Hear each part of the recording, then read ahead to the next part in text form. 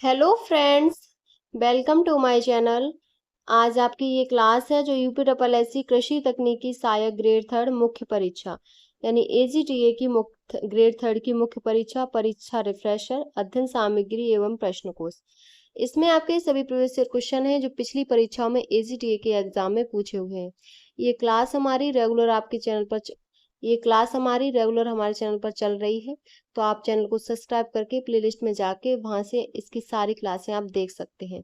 इसमें आपके दो टॉपिक कंप्लीट हो चुके हैं, फसल विज्ञान और जैव तकनीकी पादप एंड फिजियोलॉजी। आज जो आपका नेक्स्ट टॉपिक है वो है आपका मृदा प्रबंधन।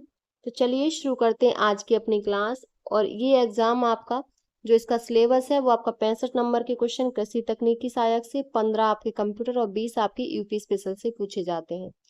कंप्यूटर की क्लास देखने के लिए आप चैनल पर जाके प्लेलिस्ट में जाके वहाँ आपको कंप्यूटर की क्लासें यूपी ट्रिपल एससी के नए सिलेबस के आधार पर करवाई गई हैं, वहाँ मिल जाएंगी। चलिए शुरू करते हैं आज का अपना टॉपिक मृदा प्रबंधन। सबसे पहला जो टॉपिक था फसल विज्ञान वो आपका कंप्लीट हो गया, क्रॉप साइंस। उसके बाद जैव तकनीकी पादप प्रजनन व क्रॉप फिजियोलॉजी। उसके बाद है आपका मृदा एवं जल प्रबंधन, ये आपका तीसरा चैप्टर है। ये है आपका तीसरा चैप्टर, मृदा जल प्रबंधन, सॉइल एंड वाटर कंजर्वेशन। पहला क्वेश्चन है, किस प्रकार की मृदा अपरदन की विशेषता आरक्षित मिट्टी पर छोटे बमों की तरह काम करने वाली वर्षा की बूंदों की बमबारी है, जिसके कारण मृदा कण अलग हो जाते हैं, विघटन होता है और पपड़ी का निर्माण होता है, जिससे अंत स्यंदन कम हो जाता है। तो इसमें आपके ऑप्शन है परत अपरदन अपर्दन, रेल अपर्दन, गली अपर्दन, स्लैब्स अपर्दन। तो इसमें जो राइट ऑप्शन है वो है आपका स्लैब्स अपर्दन, आपका डी ऑप्शन करेक्ट है। ये क्वेश्चन आपका UP triple S C AGTA 2025 में पूछा हुआ क्वेश्चन है। वर्षा की बूंदों की बमबारी से होने वाला मृदा अपर्दन को स्लैब्स अपर्दन कहते हैं। जब बारिश की बूंदें नग्न मिट्टी पर सीधी गिरती हैं तो वे छोटे बमों की तरह काम करती हैं। इससे मिट्टी के कण अलग हो जाते हैं और मिट्टी की ऊपरी सतह पर एक सख्त परत बन जाती है, जिससे पानी का जमीन के अंदर जाना कम हो जाता है। इस प्रक्रिया को स्लैब्स अपर्दन कहते हैं। डी ऑप्शन करेक्ट है। नेक्स्ट क्वेश्चन है, नेक्स्ट है कि निम्नलिखित में से कौन सा पोषक तत्व तो जड़ के विकास को बढ़ावा देता है और पौधों में प्रारंभिक वृद्धि का समर्थन करता है। तो वो जड़ वृद्धि और बीज विकास के लिए फॉस्फोरस है, आपका ए ऑप्शन करेक्ट है। फॉस्फोरस तत्व पौधे की जड़ वृद्धि और बीज विकास के लिए समर्थन करता है। फास्फोरस एक प्राथमिक पोषक तत्व है जो विशेष ऊर्जा रूप से जड़ों को मजबूत विकास और पौधों की शुरुआती अवस्था में ऊर्जा स्थानांतरण के लिए जिम्मेदार होता है। अच्छी जड़ प्रणाली से पौधा मिट्टी से अन्य पोषक तत्वों को बेहतर ढंग से अवशोषित कर पाता है। ए ऑप्शन करेक्ट है। नेक्स्ट क्वेश्चन है, निम्नलिखित में से किसे जटिल यानी कॉम्प्लेक्स उर्वरक के रूप में वर्गीकृत किया गया है। तो ये आपका डाई अमोनियम फॉस्फेट है यानी डीएपी। डी ऑप्शन आपका करेक्ट है। नेक्स्ट क्वेश्चन है, निम्नलिखित में से कौन सा जैव उर्वरक फलीदार पौधों के साथ सहजीवी संबंध में नाइट्रोजन को स्थिरीकृत करता है। तो राइजोबियम है, ए ऑप्शन आपका करेक्ट है। राइजोबियम जैव उर्वरक फलीदार पौधों के साथ सहजीवी संबंध में नाइट्रोजन को स्थिरीकृत करता है। राइजोबियम एक बैक्टीरिया है जो दलहनी पौधों की जड़ों की ग्रंथियों में रहता है। यह हवा से नाइट्रोजन लेकर अमोनिया में बदल देता है, जिसे पौधे आसानी से अवशोषित कर लेते हैं तथा इसके बदले में पौधा बैक्टीरिया को भोजन प्रदान करता है। इसी कारण इसे सहजीवी संबंध कहते हैं। ए ऑप्शन आपका करेक्ट है। नेक्स्ट क्वेश्चन है, उर्वरक आदेश 1985 के अनुसार राइजोबियम आधारित जैव उर्वरक के तरल फॉर्मुलेशन में आवश्यक प्रति मिलीमीटर न्यूनतम व्यवहार कोशिका गणना कितनी है। तो वो आपकी 1 × 10⁸ CFU प्रति ml है। डी ऑप्शन आपका करेक्ट है। नेक्स्ट क्वेश्चन है, डिजिटल इंडिया भूमि अभिलेख आधुनिकीकरण कार्यक्रम के अंतर्गत विशिष्ट भूमि पार्सल पहचान संख्या किस आधार पर तैयार की जाती है। तो ये जो तैयार की जाती है वो आपकी देशांतर अक्षांश और भूकर मानचित्र के आधार पर तैयार की जाती है। डी ऑप्शन आपका करेक्ट है। नेक्स्ट क्वेश्चन है, सटीक क्षेत्र विश्लेषण के लिए प्रतिनिधित्व मृदा नमूना प्राप्त करने के लिए निम्नलिखित में से कौन सा मृदा नमूनाकरण पैटर्न आधिकारिक रूप से अनुशंसित है? तो वो आपका जिगजैग है, डी ऑप्शन करेक्ट है। सटीक क्षेत्र विश्लेषण के लिए खेत से मिट्टी का नमूना लेते समय जिगजैग तरीका सबसे अच्छा माना जाता है। इसमें खेत के अलग अलग कोनों और बीच के हिस्सों में से नमूने लिए जाते हैं जिससे पूरे खेती की मिट्टी का प्रतिनिधित्व मिल सके। डी ऑप्शन करेक्ट है। नेक्स्ट क्वेश्चन है, ग्रामीण विकास मंत्रालय के वाटरशेड विकास परियोजनाओं के लिए सामान्य दिशा निर्देशों के अनुसार क्लस्टर दृष्टिकोण के तहत भूजल विज्ञान इकाइयों की विशिष्ट आकार सीमा क्या है? तो इसकी जो सीमा है वो आपकी 1000 से 5000 हेक्टेयर है। डी ऑप्शन करेक्ट है। ये क्वेश्चन आपके सभी एजीटीए एग्जाम 2025 में पूछे हुए हैं। नेक्स्ट क्वेश्चन है, मृदा एवं जल संरक्षण में कौन सा मौलिक दृष्टिकोण अपनाया जाता है जहां रिज टू वैली उपाय वन रोपण और स्व स्थानीय जल संरक्षण को सम्मिलित करते हैं? तो वो वाटरशेड दृष्टिकोण है, आपका ए ऑप्शन करेक्ट है। नेक्स्ट क्वेश्चन है, प्रधानमंत्री कृषि सिंचाई योजना के अंतर्गत जल संभर विकास घटक को लागू करने के लिए कौन सा केंद्रीय मंत्रालय उत्तरदायी है? तो वो आपका है, वो आपका उपरोक्त में से कोई नहीं है, ई ऑप्शन आपका करेक्ट है। क्योंकि प्रधानमंत्री कृषि सिंचाई योजना के अंतर्गत जल संभरण विकास घटक का कार्यान्वयन प्रणाली विकास मंत्रालय के अंतर्गत भूमि संसाधन विभाग द्वारा किया जाता है, न कि अन्य विभाग द्वारा। इसीलिए विकल्प ई सही है, ई ऑप्शन आपका करेक्ट है। नेक्स्ट क्वेश्चन है, निम्नलिखित में से कौन सा प्रदूषक केंद्रीय नियंत्रण बोर्ड के राष्ट्रीय वायु गुणवत्ता निगरानी कार्यक्रम के तहत निगरानी किए जाने वाले मानदंड वायु प्रदूषकों की सूची में शामिल नहीं है? तो वो आपकी अमोनिया नहीं है, NH3 नहीं है, ए ऑप्शन आपका करेक्ट। नेक्स्ट क्वेश्चन है, बैसिलस सबटिलिस पौधों को पर्यावरणीय तनाव सहन करने में मदद करता है। तो वो कौन मदद करता है? तो तनाव प्रतिक्रिया जीन और फाइटो हार्मोन की अभिव्यक्ति को प्रेरित करके मदद करता है, आपका ए ऑप्शन करेक्ट है। नेक्स्ट क्वेश्चन है, NCAP यानी राष्ट्रीय स्वच्छ वायु कार्यक्रम के आंकड़ों के अनुसार गोरखपुर शहर ने वित्त वर्ष 2019-20 में वार्षिक औसत PM10 सांद्रता 280 म्यूग्राम प्रति MQ दर्ज की। वित्त वर्ष 2021-22 में लक्ष्य में कमी 138 म्यूग्राम प्रति मीटर क्यू थी और वास्तविक सांद्रता 142 म्यूग्राम प्रति मीटर क्यू प्राप्त हुई।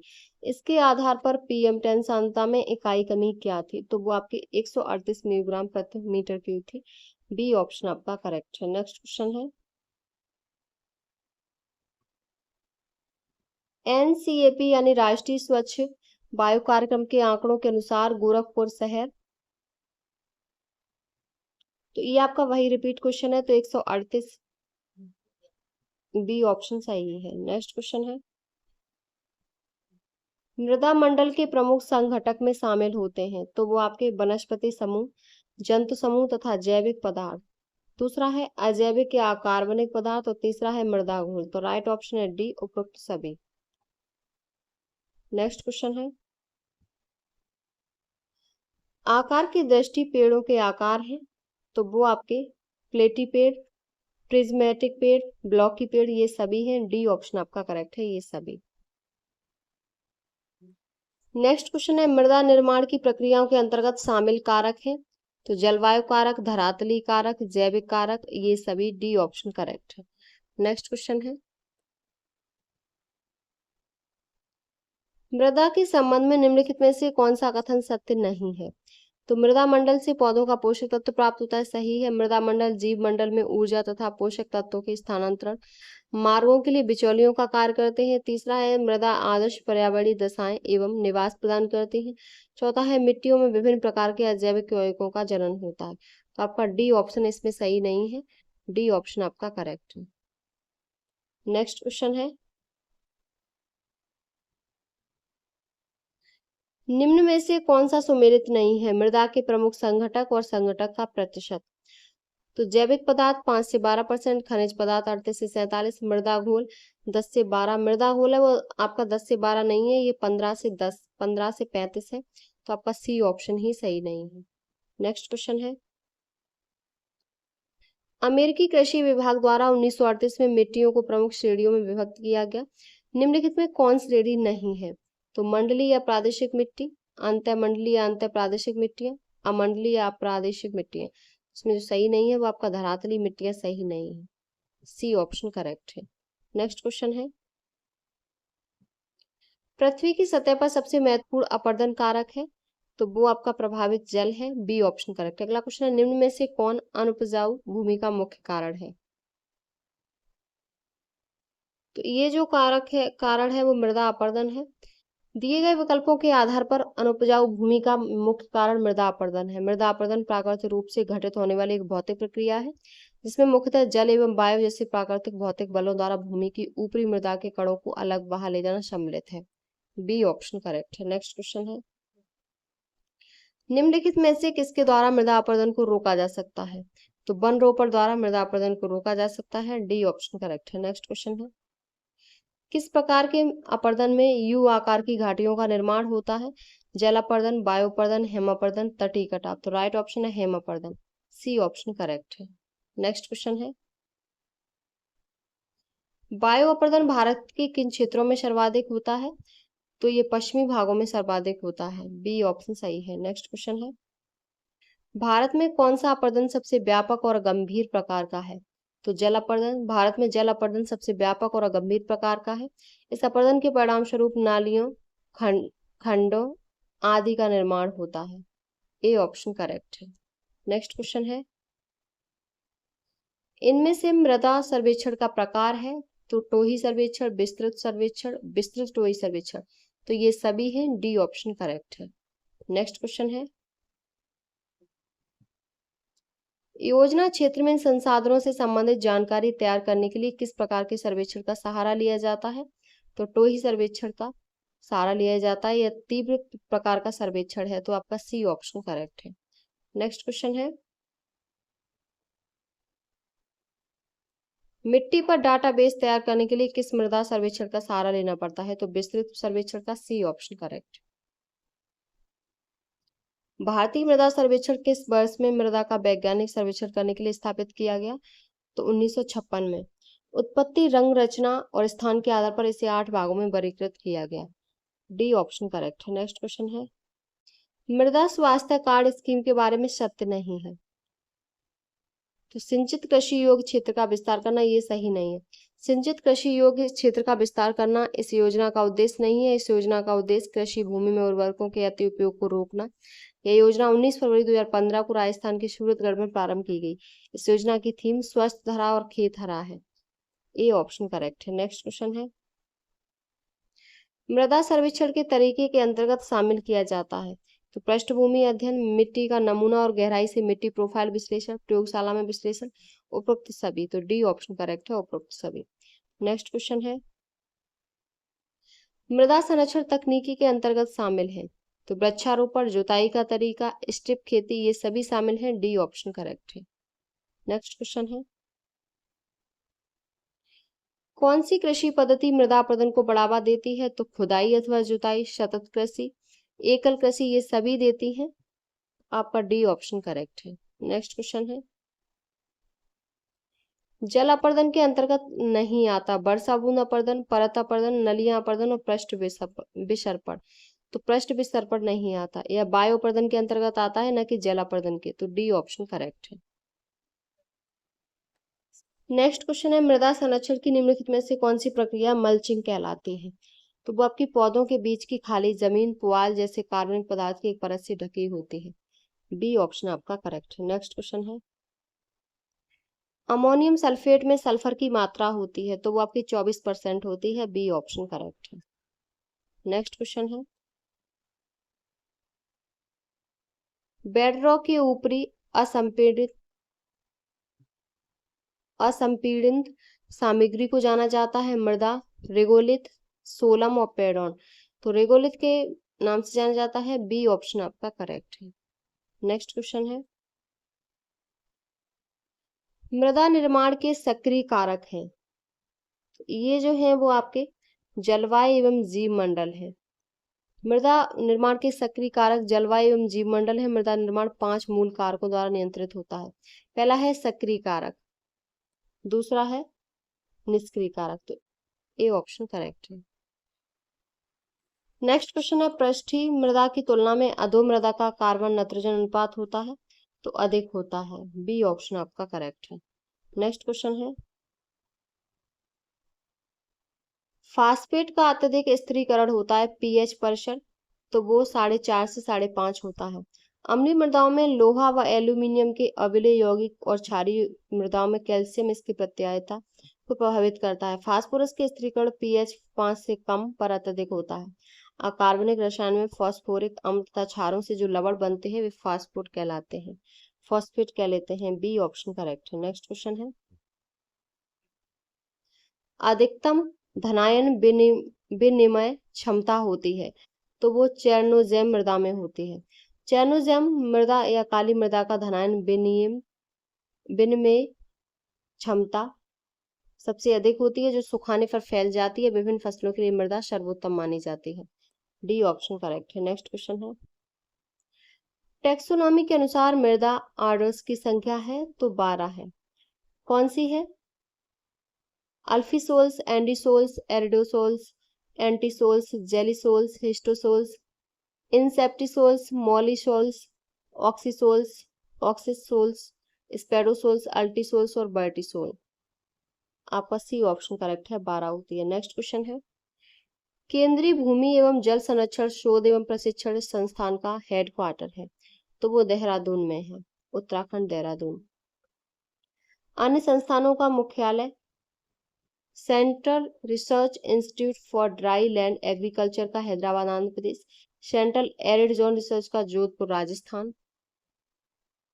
नेक्स्ट है central royal salinity research institute Karnal Haryana और Indian institute of soil science तो भोपाल मध्य प्रदेश है। नेक्स्ट क्वेश्चन है, नीलहरित शैवाल द्वारा नाइट्रोजन का अनुमानित स्थिरीकरण होता है तो वो 15 से 30 किलोग्राम प्रति हेक्टेयर होता है। ए ऑप्शन आपका करेक्ट है। नेक्स्ट क्वेश्चन है, 1 किलोग्राम नाइट्रोजन निम्नलिखित मात्रा में यूरिया के समतुल्यांक होता है तो वो 2.22 किलोग्राम होता है। सी ऑप्शन आपका करेक्ट है। नेक्स्ट क्वेश्चन है, अकार्बनिक नाइट्रोजन के कार्बनिक नाइट्रोजन में रूपांतरण को कहा जाता है तो खनिजीकरण। अकार्बनिक नाइट्रोजन के कार्बनिक नाइट्रोजन में रूपांतरण को खनिजीकरण कहा जाता है। मृदा विज्ञान में खनिजीकरण शब्द नाइट्रोजन, सल्फर, फास्फोरस और अन्य अकार्बनिक यौगिकों को जारी करने के लिए सूक्ष्म जीवों द्वारा कार्बनिक पदार्थों के अपघटन की प्रतीक्षा को संदर्भित करता है। तो ए ऑप्शन आपका करेक्ट है। नेक्स्ट क्वेश्चन है, किस पदार्थ को सुपर फॉस्फेट के साथ नहीं मिलाया जा सकता तो कैल्शियम कार्बोनेट को। सुपर फास्फेट को कैल्शियम कार्बोनेट के साथ नहीं मिलाना चाहिए, जबकि अमोनिया सल्फेट, पोटेशियम क्लोराइड के साथ सुपर फास्फेट को मिलाया जा सकता है, जबकि यूरिया और कैल्शियम अमोनियम नाइट्रेट में प्रयोग करने से थोड़ा पहले मिला सकते हैं। सी ऑप्शन करेक्ट है। नेक्स्ट क्वेश्चन है, किस फसल में मोलिब्डेनम की आवश्यकता अधिक है तो मटर में। सी ऑप्शन करेक्ट है। नेक्स्ट क्वेश्चन है, नीम की खली का प्रयोग करते हैं तो ये नाइट्रीकरण अवरोध हेतु करते हैं। नीम की खली का प्रयोग करने से नाइट्रीकरण की क्रिया में अवरोध उत्पन्न हो जाता है, जिससे नाइट्रोजन की हानि काफी हद तक कम हो जाती है। भारत में नीम और करंज खलियों से यूरिया को उपचारित करने के बाद प्रयोग करने से उर्वरक की क्षमता में उल्लेखनीय वृद्धि होती है। बी ऑप्शन करेक्ट है। नेक्स्ट क्वेश्चन है, निम्नांकित में से किस मृदा की धनायन विनिमय क्षमता सर्वाधिक है तो वो आपकी बर्टिसोल में है। आपका डी ऑप्शन करेक्ट है, बर्टिसोल। बर्टिसोल मृदा की धनायन विनिमय क्षमता सर्वाधिक है क्योंकि बर्टिसोल गढ़ के अंतर्गत कपास की काली मृदा आती है, जिसकी धनायन विनिमय क्षमता जलोढ़ तथा लैटराइट मृदा की अपेक्षा अधिक होती है। डी ऑप्शन करेक्ट है। नेक्स्ट क्वेश्चन है, कौन सी हरी खाद की फसल है जिसके तने में बैक्टीरिया की ग्रंथि पाई जाती है तो वो सेसबेनिया रोएस्ट्रेटा है। सी ऑप्शन करेक्ट है। दक्षिण भारतीय राज्यों में जैसे तमिलनाडु, केरल, कर्नाटक, उड़ीसा आदि में ढैंचा की एक विशाल प्रजाति जॉइंट ढैंचा पाई जाती है, जिसे सेसबेनिया रोएस्ट्रेटा कहते हैं, जिसके तने पर 1 मीटर की ऊंचाई तक ग्रंथियां पाई जाती हैं और जो वायुमंडलीय नाइट्रोजन का भूमि स्थिरीकरण करती है। सी ऑप्शन करेक्ट है। नेक्स्ट क्वेश्चन है, मृदा में नाइट्रीकरण की क्रिया किस बैक्टीरिया द्वारा नियंत्रित होती है? तो नाइट्रोसोमोनास द्वारा नियंत्रित होती है। डी ऑप्शन करेक्ट है। यह क्रिया ऑक्सीजन की उपस्थिति में स्वपोषित नाइट्रोसोमोनास जीवाणु द्वारा होता है। डी ऑप्शन करेक्ट है। नेक्स्ट क्वेश्चन है, भूमि में जीवांश पदार्थ किस तत्व की उपलब्धता का सूचकांक है? तो सुलभ नाइट्रोजन का है। ए ऑप्शन करेक्ट है। नेक्स्ट क्वेश्चन है, दोमट मृदा में क्षेत्र क्षमता तथा ग्लानिता बिंदु के बीच संग्रहित पानी की मात्रा होती है तो 10% होती है। नेक्स्ट क्वेश्चन है, भारत में national bureau of soil survey and एवं लैंड यूज प्लानिंग द्वारा निर्धारित एग्रो इकोलॉजिकल क्षेत्र है तो वो 20 है। भू आकृति मृदा के प्रकार और मृदा की दशाओं में एक समान वाले कृषि जलवायु क्षेत्र का वह भाग जो वहां के जलवायु एवं वृद्धि काल की लंबाई पर स्पष्ट प्रभाव डालता हो कृषि पारिस्थितिक क्षेत्र कहलाता है। भारत को 20 एग्रो इकोलॉजिकल क्षेत्रों में बांटा गया है। सी ऑप्शन करेक्ट है। नेक्स्ट क्वेश्चन है, सेल फास्फेट का सुरक्षित प्रयोग किया जा सकता है तो वो अम्लीय मृदा में किया जा सकता है। डी ऑप्शन करेक्ट है। नेक्स्ट क्वेश्चन है, अमोनियम सल्फेट में लगभग पाया जाता है तो 21% नाइट्रोजन। अमोनियम सल्फेट में लगभग 21% नाइट्रोजन और 24% सल्फर पाया जाता है। इस उर्वरक का प्रयोग बीज के साथ मिलकर नहीं करना चाहिए। आपका बी ऑप्शन करेक्ट है। नेक्स्ट क्वेश्चन है, माइकोराजा से तात्पर्य है तो कवक जड़ समागम से। जड़ों और कवक के बीच संबंध को माइकोराजा कहा जाता है। जड़ें कवक की वृद्धि के लिए आवश्यक पोषक तत्व प्रदान करती हैं। माइकोराइजा इन क्षेत्रों में आवश्यक है जहां मिट्टी में पानी और कुछ पोषक तत्वों की कमी होती है। आपका सी ऑप्शन करेक्ट है। नेक्स्ट क्वेश्चन है, अधिक टिकाऊ पुंजों वाली मृदाओं में अधिकता होती है तो मांट मोरिलोनाइट की अधिकता होती है। बी ऑप्शन करेक्ट है। नेक्स्ट क्वेश्चन है, अधिकतम मृदाओं में धनायन विनिमय क्षमता है तो पीएच के साथ बढ़ती है। आपका ए ऑप्शन करेक्ट है। नेक्स्ट क्वेश्चन है, निम्नलिखित में से किस विधि से उर्वरक देने से फॉस्फेटी उर्वरकों की उपयोग क्षमता बढ़ जाती है? तो वो आपकी कूड़ों में नीचे डालने से। फॉस्फेटी उर्वरकों को कूड़े में नीचे डालने पर उर्वरक की उपयोग क्षमता बढ़ जाती है। फॉस्फोरस व पोटास उर्वरकों को कूड़ों के नीचे देने से इसका स्थिरीकरण अपेक्षाकृत कम हो जाता है। तो डी ऑप्शन आपका करेक्ट है। नेक्स्ट क्वेश्चन है, सर्वाधिक रंध्रयुक्त मृदा संरचना है तो वो मृदुकण है। सर्वाधिक रंध्रयुक्त मृदा संरचना मृदुकण या कणिकाकार है जब कण विशेषतः रंध्रयुक्त होते हैं। सैंडी सॉइल की अपेक्षा क्ले सॉइल्स में क्रम्स का निर्माण ज्यादा होता है। यह मृदा संरचना फसल उत्पादन के लिए सबसे उपयुक्त है।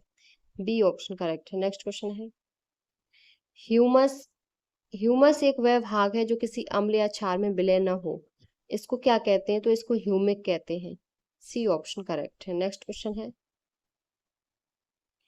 निम्नलिखित पर विचार कीजिए। पहला है कार्बन मोनोऑक्साइड, मीथेन, ओजोन और सल्फर डाइऑक्साइड।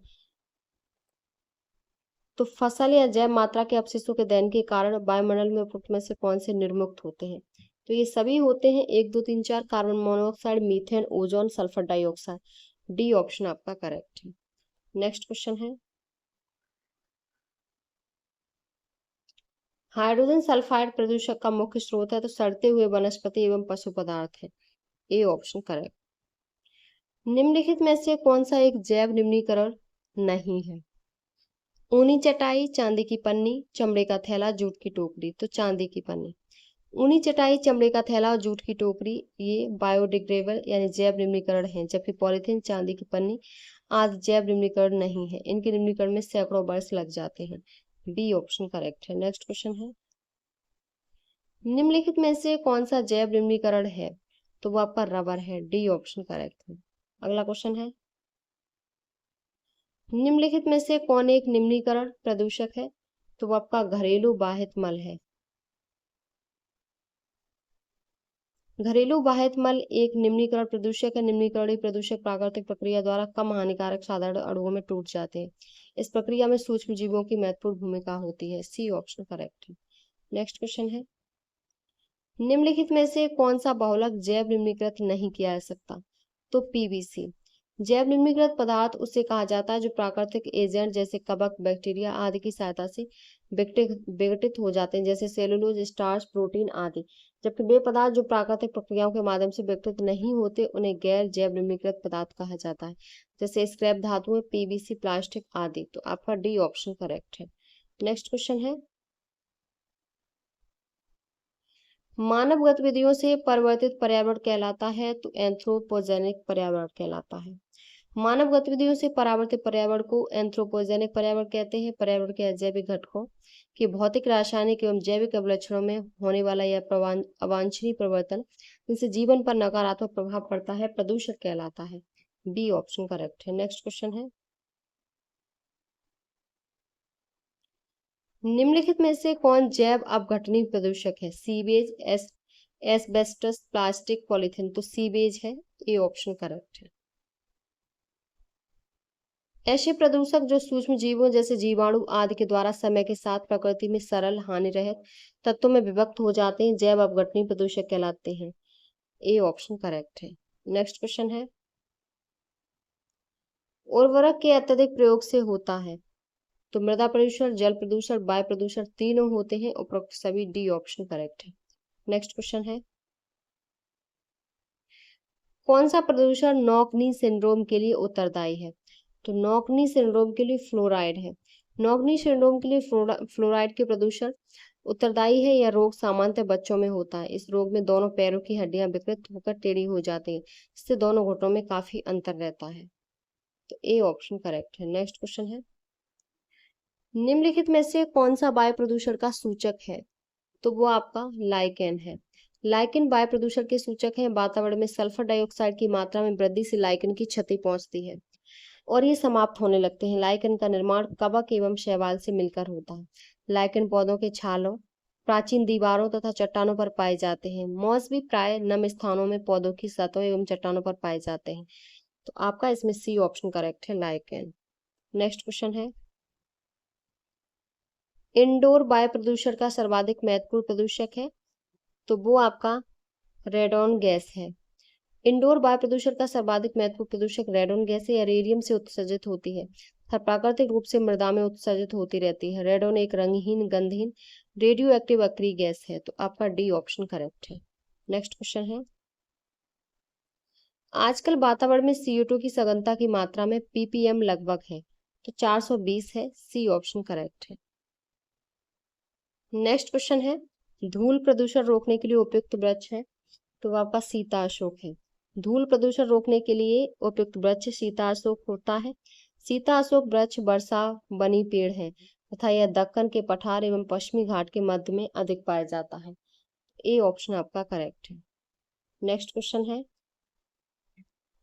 यूरो नाम्स बनाए गए हैं तो ये वाहनों से निकलने वाली हानिप्रद गैसों को नियंत्रित करने के लिए बनाए गए हैं और यह यूरोपीय देशों द्वारा निर्धारित मापदंड है। आपका इसमें सी ऑप्शन करेक्ट है। नेक्स्ट क्वेश्चन है, प्रदूषण युक्त वायुमंडल को निम्न में से किसके द्वारा स्वच्छ किया जाता है? तो ऑक्सीजन, नाइट्रोजन, वर्षा और हवा। तो ये वर्षा के द्वारा किया जाता है क्योंकि धूल, धुआं जैसे प्रदूषक वर्षा से नीचे आ जाते हैं तथा वायुमंडल स्वच्छ हो जाता है। बी ऑप्शन करेक्ट है। नेक्स्ट क्वेश्चन है, निम्नलिखित में से कौन सा एक पौधा वाहनों के प्रदूषकों को अवशोषित करने के लिए सामान्यतः सड़क के साथ साथ उगाया जाता है? तो वो बोगेनविलिया है। वाहनों के प्रदूषकों को अवशोषित करने के लिए सामान्यतः सड़क के साथ साथ बोगेनविलिया का पौधा उगाया जाता है। यह मुख्यतः दक्षिण अमेरिका का स्थानिक पौधा है। तो सी ऑप्शन करेक्ट है। नेक्स्ट क्वेश्चन है, निम्नलिखित में से कौन से कुछ महत्वपूर्ण प्रदूषक हैं जो भारत में इस्पात उद्योग द्वारा मुक्त किए जाते हैं? तो पहला है सल्फर के ऑक्साइड, नाइट्रोजन के oxide, carbon monoxide, carbon dioxide. तो ये चारों हैं। आपका डी ऑप्शन करेक्ट है। नेक्स्ट क्वेश्चन है, निम्नलिखित में से कौन सा वायु का अकार्बनिक गैसीय प्रदूषक है? तो हाइड्रोजन सल्फाइड है। हाइड्रोजन सल्फाइड वायु का अकार्बनिक गैसीय प्रदूषक है। इसके अतिरिक्त कार्बन मोनोऑक्साइड, नाइट्रोजन डाइऑक्साइड व सल्फर डाइऑक्साइड गैस भी अकार्बनिक गैसीय प्रदूषक है। बी ऑप्शन करेक्ट है। नेक्स्ट क्वेश्चन है, निम्नलिखित में से कौन एक वायु प्रदूषण की रोकथाम की एक यंत्रीय विधि नहीं है? तो वो साइक्लोन डिवाइडर नहीं है, और जो विधि है वो bag filter, cyclone collector, cyclone separator, किंतु साइक्लोन डिवाइडर ये वायु प्रदूषण की रोकथाम की यांत्रिक विधि नहीं है। डी ऑप्शन करेक्ट है। नेक्स्ट क्वेश्चन है, भारत के बड़े नगरों में वायु प्रदूषण का सबसे बड़ा स्रोत है, तो वो परिवहन खंड है। डी ऑप्शन आपका करेक्ट है। नेक्स्ट क्वेश्चन है, प्रदूषण के अध्ययन में एसपीएम किसे निर्दिष्ट करता है? तो ये सस्पेंडेड पार्टिकुलेट मैटर को प्रदर्शित करता है, और ये सस्पेंडेड पार्टिकुलेट मैटर अत्यंत महीन धूलकण होते हैं। 10 माइक्रोमीटर से छोटे कण को PM10 कहते हैं। ये धूलकण श्वास के माध्यम से सीधे फेफड़ों में पहुंच जाते हैं। इनके प्रभाव के कारण फेफड़ों में जलन, फेफड़ों द्वारा सही ढंग से कार्य न कर पाना है। डी ऑप्शन करेक्ट है। नेक्स्ट क्वेश्चन है, निम्नलिखित में से कौन सा ईंधन पर्यावरण में निम्नतम प्रदूषण करता है? तो वो हाइड्रोजन है। हाइड्रोजन एक रंगहीन गंधहीन गैस है जो पर्यावरणीय प्रदूषण से मुक्त भविष्य की ऊर्जा के रूप में देखी जा रही है। इकाई द्रव्यमान ऊर्जा इस तत्व में सबसे ज्यादा है, और यह जलने के बाद उप उत्पाद के रूप में ऑक्सीजन के साथ साथ संयुक्त होकर जल का निर्माण करती है। इसीलिए यह न केवल ऊर्जा क्षमता से युक्त है बल्कि पर्यावरण के अनुकूल भी है। सी ऑप्शन करेक्ट है। नेक्स्ट क्वेश्चन है, स्वचालित वाहनों से निर्वातक सबसे विषाक्त धातु प्रदूषक है? तो वो लेड है। लेड यानी सीसा, पीबी। तो स्वचालित वाहनों से निर्वातक सबसे विषाक्त धातु प्रदूषक लेड है। सीसा वायु में उपस्थित ऑक्सीजन से क्रिया करके लेड ऑक्साइड बनाता है, जो श्वसन के माध्यम से मानव शरीर में पहुंचकर केंद्रीय तंत्र को प्रभावित करता है, जिससे मस्तिष्क एवं किडनी से संबंधित बीमारियां उत्पन्न होती हैं। तो बी ऑप्शन करेक्ट है। नेक्स्ट क्वेश्चन है, एक सामान्य बातचीत की तीव्रता डेसिबल में इनमें से किसके बीच रहती है? तो वो 35 से 60 डेसिबल के बीच रहती है। सी ऑप्शन करेक्ट है। ध्वनि की तीव्रता को मापने की इकाई डेसिबल है। मनुष्य का श्रव्य परास 20 हर्ट्ज से 20,000 हर्ट्ज तक होता है। सी ऑप्शन करेक्ट है। नेक्स्ट क्वेश्चन है, किस स्तर में अधिक की ध्वनि खतरनाक ध्वनि प्रदूषण कहलाती है? तो वो 80 डेसिबल में। 80 डेसिबल से अधिक तीव्रता वाली ध्वनि को ध्वनि प्रदूषण कहा जाता है। विश्व स्वास्थ्य संगठन के अनुसार ध्वनि की अधिकतम सीमा दिन में 45 डेसिबल और रात में 35 डेसिबल। इससे अधिक तीव्रता की ध्वनि हानिकारक होती है। डी ऑप्शन करेक्ट है। नेक्स्ट क्वेश्चन है, निम्नांकित में से कौन अधिकतम ध्वनि प्रदूषण का कारण है? तो वो जेट उड़ान है। जेट उड़ान 120 डेसिबल होता है। B option D option correct है। नेक्स्ट क्वेश्चन है, पराध्वनिक जेट की उड़ान के कारण क्या उत्पन्न होता है? तो ओजोन लेयर में बाधा उत्पन्न होती है। पराध्वनिक जेट विमानों से निकलने वाला एयरोसॉल पदार्थ ओजोन परत को नष्ट करता है, ओजोन लेयर में बाधा उत्पन्न करता है। सी ऑप्शन करेक्ट है। नेक्स्ट क्वेश्चन है, किस प्रकार के प्रदूषण से बचाव के लिए ग्रीन मफलर का उपयोग किया जाता है? तो वो ध्वनि। ग्रीन मफलर अधिक आबादी वाले या ध्वनि प्रदूषण वाले, जैसे सड़कों के किनारे, औद्योगिक क्षेत्रों और राजमार्गों के आसपास के रिहायशी इलाकों में 4 से 6 पंक्तियों में वृक्षारोपण कर ध्वनि प्रदूषण को कम करने की एक तकनीक है, ताकि घने पेड़ ध्वनि प्रदूषण को कम कर सकें, क्योंकि पेड़ पौधों ध्वनि तीव्रता को कम करते हैं और मनुष्य को होने वाली हानि से बचाते हैं। डी ऑप्शन करेक्ट है। नेक्स्ट क्वेश्चन है, मृदा क्षरण अधिक होता है जब? तो जब अधिक वर्षा होती है तब मृदा क्षरण अधिक होता है। ए ऑप्शन करेक्ट है। नेक्स्ट क्वेश्चन है कि निम्नलिखित में से कौन सी एक कृषि प्रणाली पारतंत्र पारतंत्र मैत्रिक है? तो वो जैविक खेती है। इंग्लैंड के वैज्ञानिक अल्बर्ट हॉबार्ड द्वारा जैविक खेती विकसित की गई।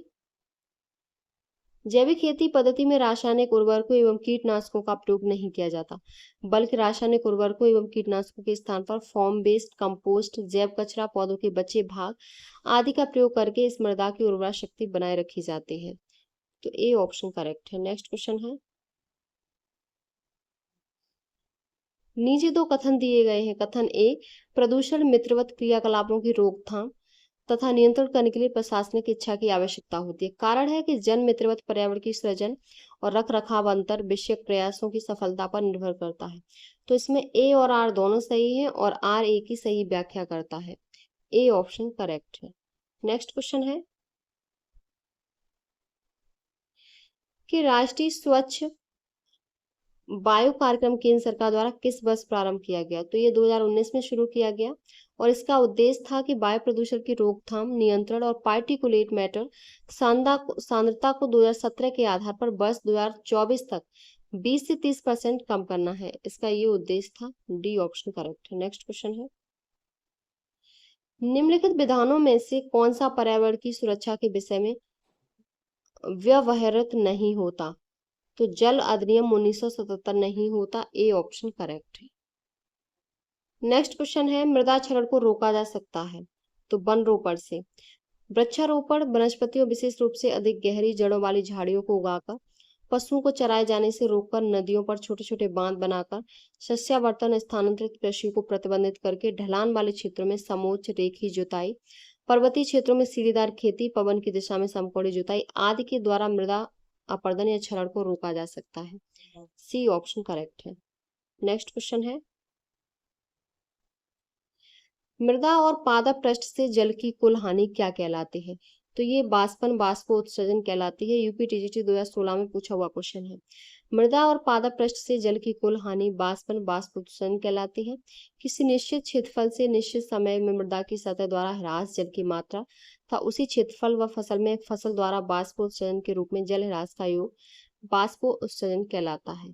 बी ऑप्शन करेक्ट है। नेक्स्ट क्वेश्चन है, भारी मशीनरी के उपयोग द्वारा मृदा दृढ़ता है तो मृदा अपरदनीयता को बढ़ाता है। ए ऑप्शन आपका करेक्ट है। भारी मशीनरी के प्रयोग द्वारा मृदा दृढ़ता मृदा अपरदनीयता को बढ़ाता है। अधिक भारी मशीन को प्रयोग करने पर मृदा दृढ़ हो जाती है। ए ऑप्शन आपका करेक्ट है। नेक्स्ट क्वेश्चन है, निम्नलिखित में से कौन सा एक रोगाणुरोधक के साथ जानवरों के में संक्रमणों के कुल प्रकारों के उपचारित करने के लिए प्रयुक्त होता है? तो वो बोरिक अम्ल है। बोरिक अम्ल एक रोगाणुरोधक के साथ जानवरों में संक्रमणों के कुल प्रकारों के उपचारित करने के लिए उपयुक्त होता है। आपका इसमें जो ऑप्शन सही है वो आपका डी ऑप्शन करेक्ट है। और इसका उपयोग क्या होता है? तो डस्टिंग पाउडर के रूप में घावों को सुखाने के लिए, घोल के रूप में घावों को धोने के लिए, मरहम के रूप में फटे हुए थन, हाजन और घाव इत्यादि पर लगाने के लिए, पेंट के रूप में ग्लिसरीन के साथ ओठ और जीभ की छालों को ठीक करने के लिए प्रयोग किया जाता है। तो आपका इसमें जो ऑप्शन सही था वो आपका डी ऑप्शन करेक्ट था। ये क्वेश्चन आपके कंप्लीट हो गए। नेक्स्ट आपके जो क्वेश्चन बचे हुए वो नेक्स्ट क्लास में कंप्लीट होंगे। मृदा एवं जल प्रबंधन चैप्टर के ये क्लास आपकी एजीटी एग्जाम के लिए मोस्ट इम्पोर्टेंट है। और इससे पहले जो इसके 15 प्रैक्टिस सेट हो चुके हैं उन्हें देखने के लिए आप हमारे चैनल को सब्सक्राइब करके प्लेलिस्ट में जाके वहां से देख सकते हैं। तो अगर आपको हमारी वीडियो पसंद आई हो तो प्लीज चैनल को like, subscribe, share and comment करें।